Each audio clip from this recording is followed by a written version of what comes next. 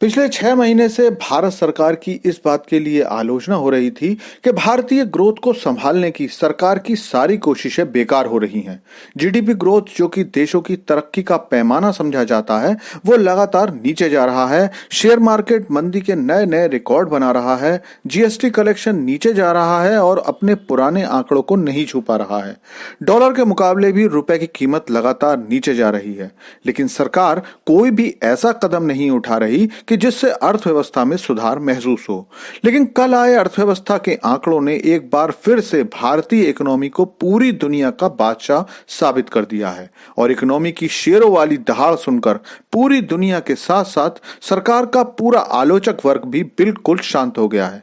तो चलिए भारतीय इकोनॉमी के आए नए आंकड़ों की बात करते हैं, लेकिन आपसे रिक्वेस्ट है कि चैनल को सब्सक्राइब कर लीजिए और साथ में वीडियो को लाइक भी कर दीजिए। तो दोस्तों, सरकार द्वारा जारी आंकड़ों के हिसाब से भारतीय ग्रोथ ने फिर से रफ्तार पकड़नी शुरू कर दी है।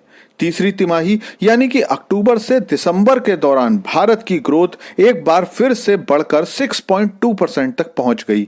इससे पहले दूसरे तिमाही में यह घटकर 5.6 पर आ गई थी।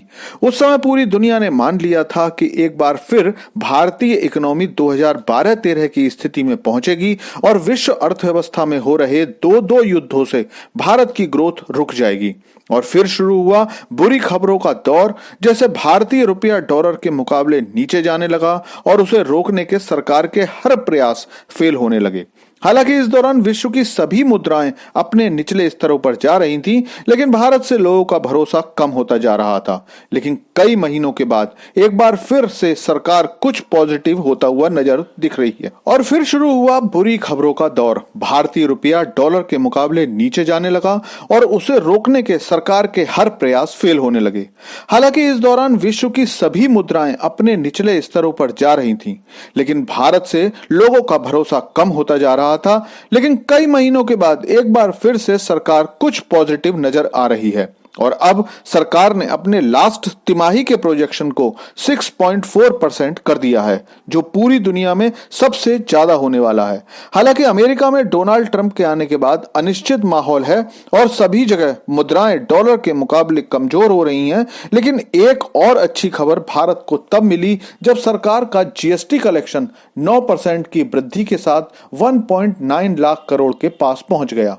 खास बात यह है कि ऐसे समय में जब चीन, अमेरिका, जर्मनी, जापान सब अपनी घटती ग्रोथ को लेकर परेशान हैं, भारत के लिए कुछ तो पॉजिटिव खबर आ ही रही है। इसका मतलब यह हुआ कि भले ही शेयर मार्केट से विदेशी निवेशक अपना पैसा निकाल रहे हैं और उसे चीन या अमेरिकी बाजार में निवेश कर रहे हों, लेकिन भारत का लोकल कंजम्पशन बढ़ रहा है। भारत का साधारण आदमी अपना भरसक प्रयास कर रहा है कि निवेशकों द्वारा निकाले पैसे का भारत पर नेगेटिव असर ना पड़े, जिससे कि सरकार अपने उस पुराने टारगेट को पूरा होता देख रही है, जिससे वो भारत को दुनिया की तीसरी अर्थव्यवस्था बनाना चाह रही है। इतने सारे हर्डल्स के बाद भी 6.2% की ग्रोथ हासिल करने से सरकार को लगता है कि जल्द ही सारे पैरामीटर्स इकोनॉमी को ऊपर तक ले जाएंगे, जिससे फिर से भारत अपनी पुरानी रफ्तार हासिल कर लेगा।